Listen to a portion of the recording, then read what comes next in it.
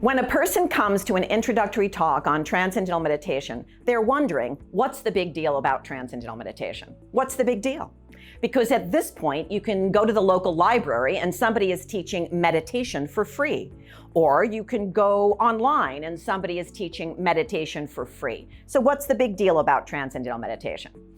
So concisely, the big deal about Transcendental meditation is that it's able to produce long-term objective results according to the published research literature. Now, the rest of my talk is basically going to be expanding on that, going into more detail. The other thing is that Transcendental meditation is completely effortless. All right? Now, what is an objective measure? An objective measure is something that has nothing to do with anyone's opinion. It's something that can be objectively measured with instruments. And of course, we need long-term results. Now, if you were interested in meditation and you were interested in research between 1970 and 1985, in that 15-year period, your choice was simple. It was Transcendental meditation. Since 1985, there's been a lot of research published on other meditation techniques, to the point that right now, if your criteria for the meditation technique you wanted to choose was that you wanted the meditation technique that had the most research published on it, if that was your criteria, then your choice would be mindfulness meditation. What most people don't realize is almost all that research is short-term. What do we mean by short-term? 8 months, 8 months, 8 months. Every now and then you might find a year-long study. And on soft measures. What do we mean by soft measures? People's opinions. Studies that are published completely based on people's opinions. Okay. Now, after you've located long-term, hard objective measures, the other thing you want to look for in good research is you want to look for the mechanism. That means you want to look for the underlying reason that all these benefits are occurring on the surface. So what is the best candidate for that mechanism in Transcendental meditation? The best candidate for that mechanism is a significant increase in communication between distant parts of the brain, from the back of the brain to the front of the brain and between the two hemispheres. And you do not see this kind of increase of communication in any other meditation technique. Now, the next question you want to ask is, how do you know that's a good thing? How do you know that's a good thing? Sounds like a good thing, right? Increased communication between distant parts of the brain. How do you know that's a good thing? The way we know that's a good thing is this increase of communication is associated with everything good about the brain. Increased IQ, increased academic performance, increased grade point average. These are all hard measures that educators look for. Then we have memory. Now, this memory thing is going to allow me to show you the stark contrast between being able to produce a long-term hard measure and a short-term soft measure, okay? So what I do is I teach Transcendental meditation. And I study the research, not just on TM, but on other meditation techniques as well.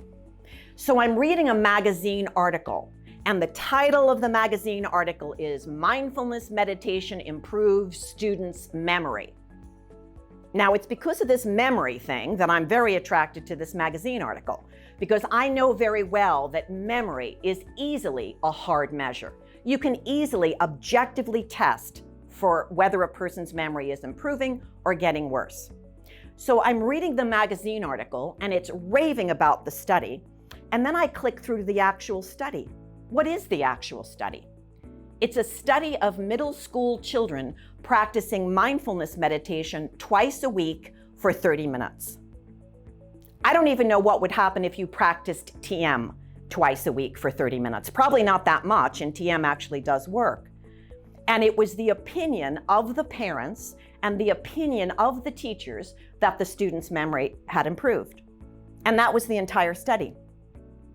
You see, there's a universe of difference between being able to produce a short-term soft measure and long-term objective measures. Now, of course, on Transcendental meditation, We have long-term hard measures to show that we can improve the memory of students, and TM can improve the cognitive functioning in the elderly. All right? Now, there's another quality of mind that's very interesting. It's called field independence. And this is a test, an objective test, hard measure test that psychologists can give people. It measures a person's ability to have broad comprehension along with the ability to focus sharply. You know how some people say, I'm good at the big picture, and then other people say, I'm really good at the details? Well, Transcendental meditation improves both these seemingly opposite qualities of the mind. This test measures a person's ability to remain independent of the field, right? Independent of the environment. It measures a person's ability to remain focused on the task at hand, even in a very distracting environment. It's one of the best indicators for mental health, which makes it a very interesting measure. Okay, if any of you have ever seen Michael Jordan in the height of his basketball career, or any of these top basketball players, they exhibit large degrees of this field independence just naturally and normally. Now, another way we know that it's a good thing to have brain integration is they have done research on top CEOs, top chief executive officers, top athletes, top musicians. These people naturally and normally have higher levels of this brain integration. And a long-term TM meditator ends up with higher levels of this brain integration than even the top CEOs, top athletes, and top musicians. All the benefits I'm speaking about in this introductory talk are going to be hard measures, and they're cumulative over time, meaning more and more and more over time. Now, another angle on this I think you can all relate to. You know, when you go to school, there's always some smart kid, right? Always some smart kid in school. Doesn't have to study hardly at all. And you can say to that smart kid, how did you do so well on that test? You didn't even study. And the smart kid's like, they don't know. They don't know. Because it's a quality of the mind that's so basic, it's so fundamental. And if I had to put in words this quality of mind, I would need two words. One word is not enough. The first word is restful. Restful is not enough. The second word is alertness. Restful alertness together, simultaneously, spontaneously. This is the treasure. This is the treasure that everyone is looking for. And this is the treasure that grows in your life as you practice Transcendental meditation. More and more and more of this restful alertness. Another fascinating thing is if you decide to take the TM course, it's taught over the course of 4 days in a row, 2 hours on each one of those classes, okay? 2 hours, 4 days in a row. On the last of those 4 days, we cover higher states of consciousness. Fascinating, because we cover it in terms of how were these higher states of consciousness actually described in the ancient Vedic texts? What are people experiencing in the here and now, present day, subjectively experiencing? And what does the objective published research have to say about these higher states of consciousness? Fascinating. How many people even know that there's objective hard measures for higher states of consciousness? So the section that we've just completed is the full development of mental potential. And now we're going to go on to the health section. Now, I like to start the health section with a very simple question, and that is, what is the best thing that anybody does for their mental or physical health in a 24-hour period? Best thing anybody does, young or old, in a 24-hour period for their mental and physical health. The answer is sleep, okay? Sleep. Now, why do I like to emphasize this sleep thing? Because when we tell people that Transcendental meditation is an effortless mental technique, they're wondering, how can some effortless mental technique be producing all these benefits? And then I have to remind them, Best thing anybody does for their mental or physical health in a 24-hour period is they sleep. And sleeping is effortless. And falling asleep is effortless. And if you make an effort to sleep, you're not going to be able to sleep. Sleep is a miracle. It's the best thing anybody does for their mental or physical health. Now, the other fascinating thing about sleep is going back to what we spoke about in the full development of mental potential.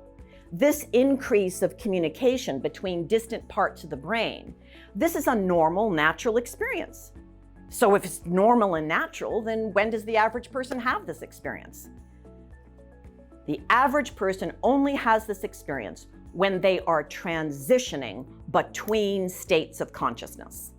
When they're going from waking into sleep, there's a momentary transition. When they go from sleep into dream, there's a momentary transition. When they go from dream back into sleep, momentary transition. From sleep into waking up, another momentary transition. So during these momentary transitions, the average person is having this experience. They're not having it consciously, and they're not having it often enough. Often enough to progress rapidly in our day-to-day world, okay? If you cannot say, I'm better now than I was 6 months ago, I'm better now than I was a year ago, if you cannot forthrightly say that, you're not as happy as you could be. A human being needs to feel like they're progressing rapidly in life. And for that, this is the reason that people make that decision to practice transcendental meditation twice a day.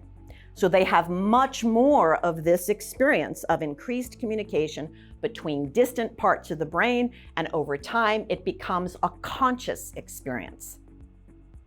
And as a result, all that restful alertness increases day to day to day, bringing all these benefits that we're talking about.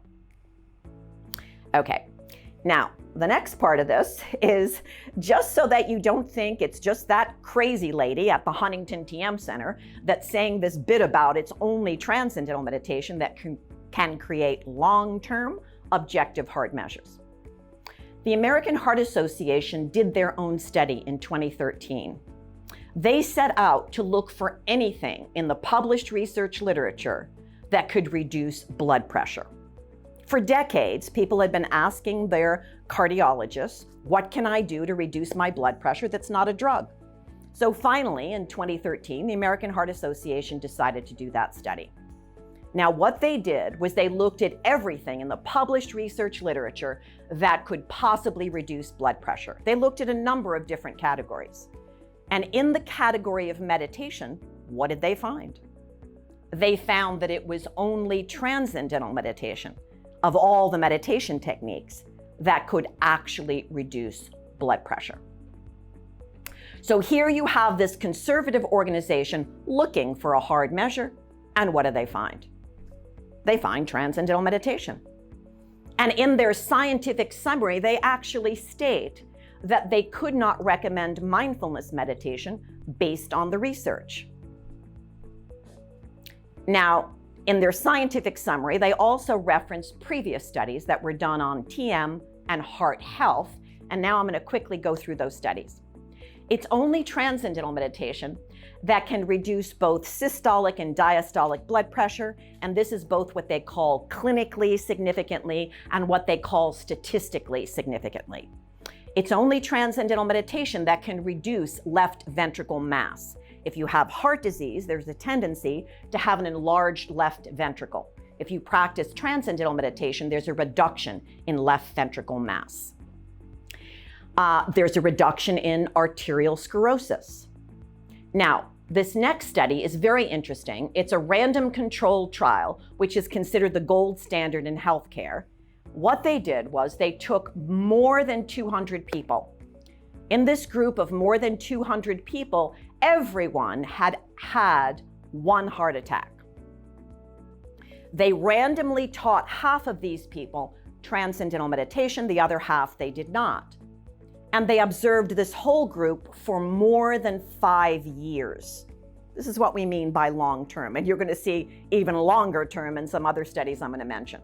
So over more than 5 years, what do they find? The half that learn Transcendental Meditation have on average a 48% reduction in cardiac events. Cardiac events are very hard measures. Heart attack, death, stroke.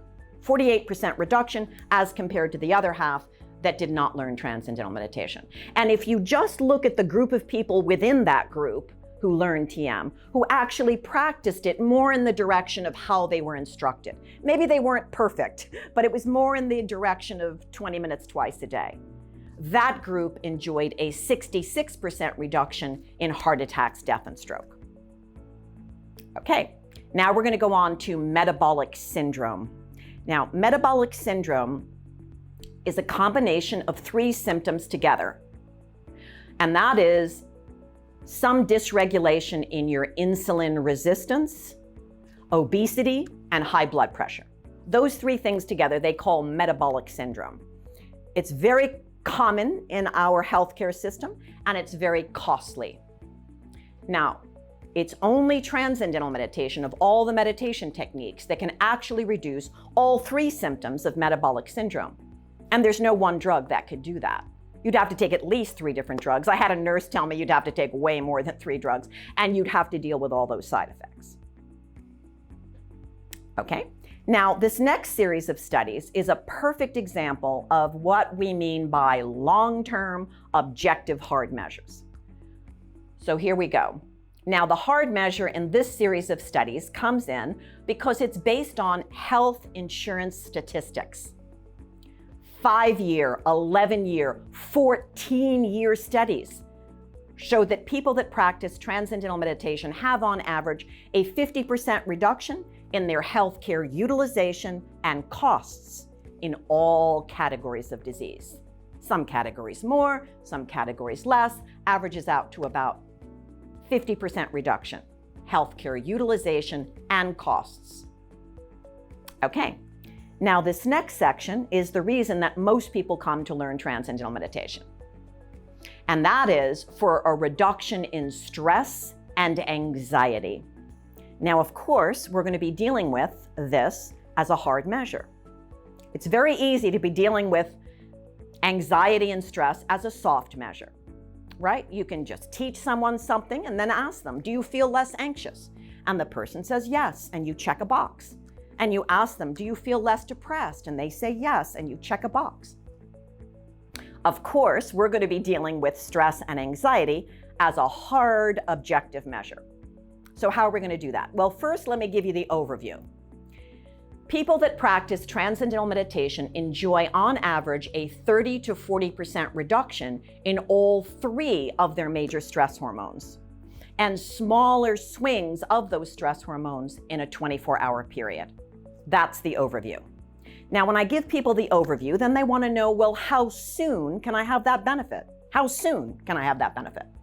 Well, when you want to answer the question, how soon, you need a short-term study. That's a good reason for a short-term study. And so what did the researchers do? Well, they figured out what people's baseline cortisol is. That means, what is your cortisol level when you're just sitting there with your eyes closed? You're not doing anything, you're just sitting there. What is your baseline cortisol? They figure out what people's baseline cortisol is, then somebody teaches them Transcendental Meditation, then they practice it twice a day for approximately 4 months. The researchers choose 4 months arbitrarily. They figure by then something should show up. And what happens there after those 4 months of regular practice of TM? Well, then they have the person sit again with their eyes closed, and they do another blood test, a second blood test. Now, when they do that second blood test and the person's just sitting there with their eyes closed, they're not practicing TM at that moment. They've already practiced it for 4 months, twice a day. And on average, that new baseline of their cortisol level is on average 14% less. Now, why is that impressive? Why is 14% less impressive after 4 months? Because it's only 4 months. And this is a hard measure that is already integrated into their day-to-day life. It's already part of their physiology. Their nervous system is functioning now in a new way, in a way that brings their cortisol levels to, on average, 14% less. Now, when I tell people this, then they want to know, well, what about a long-term TM meditator? What about a long-term TM meditator? What does that look like? Now, this is funny, it's powerful, and it's true. A long-term TM meditator ends up with lower levels of cortisol when they're awake than the average non-TM meditator has when they're sleeping. Now, how can that be true? Well, TM really does work. So a long-term TM meditator has very low levels of baseline cortisol. And the average person in our society is jacked up on their stress hormones. And it would be great if in the evening those stress hormones subsided, but very often they don't subside enough. And so this chronic elevation of the stress hormones negatively impacts falling asleep, staying asleep, and maybe sometimes people sleep, but then when they wake up, they don't feel refreshed. There's many different ways that this chronic elevation of the stress hormones can negatively impact a person's sleep. And once the sleep is negatively impacted, it's a very quick downward spiral from there. So sometimes when we let people know that a long-term TM meditator has lower levels of baseline cortisol when they're awake than the average non-TM meditator has when they're sleeping, sometimes people get concerned. Like, that sounds like I'd be getting too mellow. Like, I don't want to be that mellow. That sounds too mellow. But actually, that's not what happens. And that's not what the research shows. You don't become too mellow when you practice TM. What the research shows is if a long-term TM meditator is actually in a challenging situation, they end up with 90% more cortisol available. 90% more. Now, why is that? Because we have these stress hormones for a reason. The reason we have them is if we're in a challenge, we have the sustained clarity of mind, the sustained energy to deal with the challenge. And then when the challenge is over, ideally, those stress hormones go way back down to a very low level. And this is exactly what happens with long-term practice of transcendental meditation. You end up with the ideal functioning of the stress hormones. The average person in our society is exhausted from being stressed out all the time. And so if they're actually in a challenge, they don't have the sustained clarity of mind, the sustained energy to deal with that challenge. Long-term practice of transcendental meditation, you end up with ideal functioning of the stress hormones. So that concludes the section on health. I'm now going to go into improving social behavior. Now, my social behavior section is very brief, and you'll find out why in a moment. Our society has figured out that in order to improve behavior, you have to improve how a person thinks, because thinking is more basic. It's more fundamental than how someone is behaving. But this is where most people in our society are stuck. Most people in our society are stuck in this thinking thing. So you've probably heard about positive thinking, right? So in the field of human development, almost everything that people are teaching is some degree of encouraging people to think more positively. The reality is, people do not want to spend their lives trying to think more positively. What they want is they want to feel better, because how they're feeling is more basic. It's more fundamental than how they're thinking. So just like you had to go to a more fundamental level than behavior to influence behavior, you had to go to thinking, which is more basic. To influence thinking, you're going to have to go to a more basic level, and that is how that person is feeling. And when you practice transcendental meditation, you end up feeling better in your mind and body, and then just naturally and normally, your thinking improves, becomes more positive, more constructive, and naturally and normally, your behavior improves. Okay, so that's pretty much the end of my social behavior section. I'm going to mention a few more things.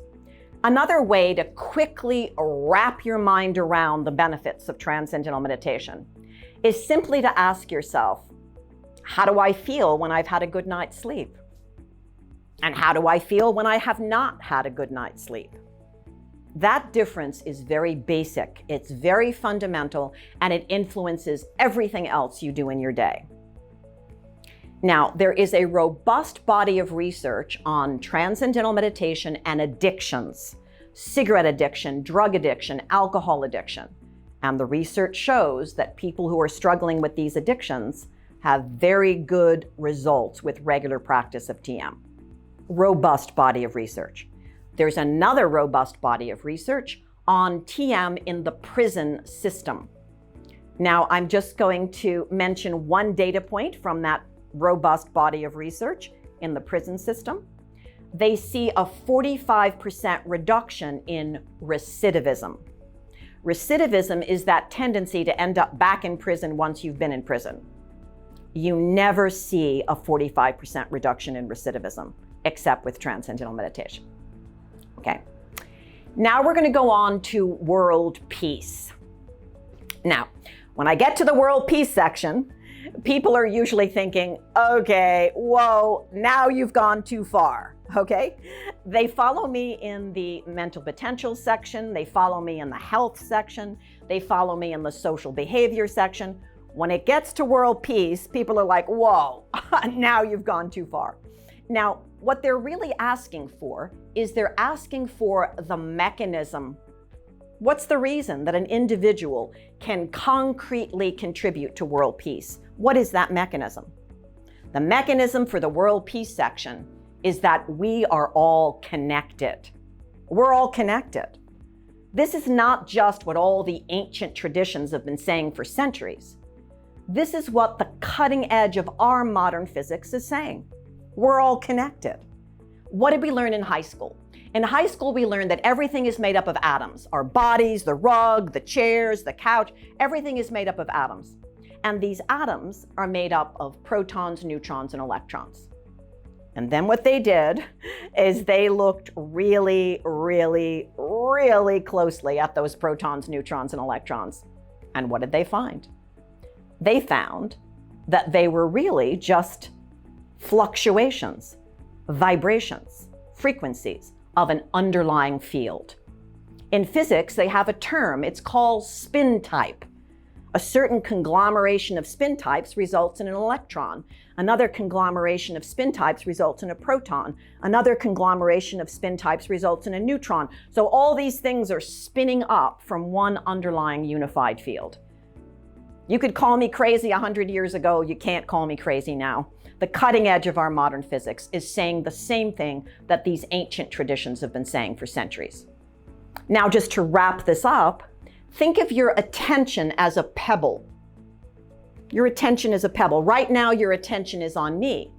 Now, if somebody taught you transcendental meditation, that pebble of your awareness would as if drop into a very calm pond, and it would send ripples out in all directions. So this gives you an idea, a feeling for how it is one individual can influence the environment. Now let's go to the research. Hard measure, of course. Now, how many of you have heard of the Merv Griffin show? Now, when I have young people in the audience, I have to explain to young people that in olden times, there was no internet. In olden times, there was not 700 cable channels. In olden times, there were 3 or 4 channels, ABC, CBS, NBC, and the Merv Griffin show was on one of these 3 or 4 channels. And it was in a particular time slot. And it was the favorite show in that time slot. So a phenomena could happen in olden times that could never happen today. And what is that phenomenon? It was as if the entire United States was watching one television show, pretty much. The closest we get to it now is probably the Super Bowl, and even that doesn't come close. So as a result of Maharishi Mahesh Yogi, whose job it was to revive this ancient technique of meditation that actually works, it was Maharishi's job to revive this knowledge, spread it around the world, create these transcendental meditation centers so you wouldn't have to fly to India and search around for the person that's teaching the right technique, right? you can just come to the local TM center and learn Transcendental Meditation. So Maharishi Mahesh Yogi was on the Merv Griffin show 3 times between 1974 and 1975. As a result of those 3 Merv Griffin shows, close to 1 million people learned Transcendental Meditation in the US. Close to 1 million people in a short period of time. So one of the TM teachers remembered in 1962, 12 years previous, Maharishi had said, if 1% of a given population practices Transcendental Meditation, the trends in that society would improve. So they decided, let's look. Because now that close to 1 million people have learned TM, maybe we have some cities that actually have 1% of their population practicing TM. And they found those cities. And then they found control cities that did not have the 1%, but were similar in population, similar in socioeconomics. And what did they find? In those cities that had the 1% practicing TM, crime was down, traffic fatalities down, hospital admissions down. And what was going on in those cities that were similar in population and socioeconomics that did not have the 1%? Crime up, traffic fatalities up, hospital admissions up. The trend in the country was up, but in those 1% cities, it was down. Now, all that research is published peer-reviewed. It gets better than that. In 1976, Maharishi revives another series of ancient techniques. I'll just refer to them right now as the advanced program. People practicing the advanced program are still practicing Transcendental Meditation because without the mind and body being able to settle deeply, then none of these other techniques work anyway. So with the advanced program, people are still practicing TM. They're practicing additional techniques as well.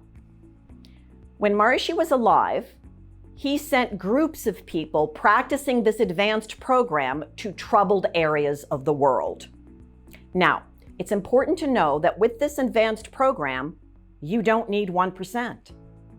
You can actually get away with the square root of 1%, which is a much smaller number. Just to give you an example, if you take the whole population of the US, 330 million people, you take 1% of that, and then you take the square root of that, it comes out to only about 1,800 people. So 1,800 people, the kicker is they all have to be together in the same place.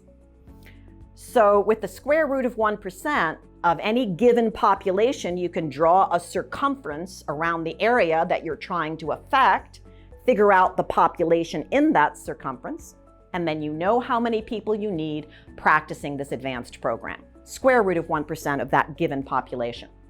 When Maharishi was alive, he sent groups of people to troubled areas of the world. So for example, in 1983, Lebanon and Israel were fighting each other. So Maharishi sends a group of people to a hotel nearby the fighting. It was close enough to have an influence, but far enough away to be safe. And they predict in advance what was going to happen. This is what they call a prospective study, when you can literally predict in advance what's going to happen. What did they predict? That in that area, the war deaths would decrease, crime would go down, traffic fatalities down, hospital admissions down. And that's exactly what happened. But it gets better than that, because not everybody could stay in that hotel. Some people had jobs, some people had to leave. So when some of the people had to leave, the size of the group got smaller. Now, when the size of the group gets smaller, that's not good for world peace, but it is really good for research, because then you can see the difference. So when the size of the group gets smaller, all those negative trends increase again. And then it gets better than that. Reinforcements come to join the group. Size of the group gets bigger. And when the size of the group gets bigger, all those negative trends reduce again. You plot those data points, it's lockstep with the size of that group. Now, that study was published in Yale's Journal of Conflict Resolution. And at first, Yale didn't want to publish that study. They said, you want us to believe a group of people in a hotel practicing some effortless mental techniques can have that effect on the environment? They spent 2 years trying to find an error in that study, 2 years trying to find a flaw in that study. But it was a really well done study, predicted in advance, based on government statistics, size of the group getting bigger and smaller. There's a book written about this whole process of that study being published. It's called Permanent Peace by Robert Oates. Okay. So finally, after these 2 years trying to find an error, trying to find a flaw, they finally say, okay, all right, we're going to publish this study. But we need to see replication. We need to see that you can do this again and again, which is what is required when you have a hypothesis that's really outside the box. You have to be able to do it again and again. And within a relatively short period of time, there were 7 replications. And all of those replications were published peer-reviewed. And then they look at all the results of those 7 studies, and they want to figure out the p-value. What's the probability that all these results of all these 7 studies could be due to some other reason? And that p-value ends up being 1 in a million trillion. It is off the charts. It's causal. Now, those researchers met with senators in Washington, D.C., privately in their offices, and they explained the research. And the senator would say, I get this. Nobody else is going to get this. And then they go into the next senator's office privately and say, I get this. Nobody else is going to get this. So to put this in historical perspective, there was a point in the history of our U.S. Congress where they had to decide, are we going to continue to fund homing pigeons, or are we going to fund the new radio technology? They used to send messages in wartime through homing pigeons. So are we going to continue to fund homing pigeons, or are we going to fund the new radio technology? At that juncture, in real olden times, our Congress decided to continue to fund homing pigeons because they just couldn't believe that messages could be sent through the air except through homing pigeons. Now, we can look back at them and we can laugh and we can say, how ridiculous, you really should have funded that new radio technology. Well, our society is at a similar juncture.